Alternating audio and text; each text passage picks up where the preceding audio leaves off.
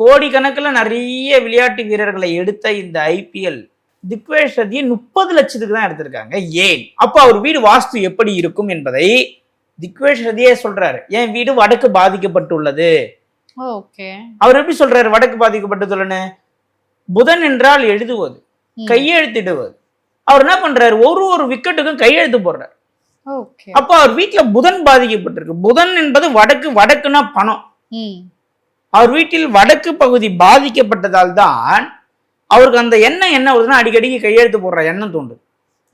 அவர் வீட்டுல வடக்கு பகுதி பாதிக்கப்பட்டதுனால்தான் அவருக்கு என்ன பண்றாங்க, 30 லட்சத்துக்கு எடுக்கிறாங்க. மிக குறைந்த ஏலம் 30 லட்சத்துக்கு எடுக்கிறாங்க. அவர் ஏன் 30 கோடிக்கு எடுக்கல?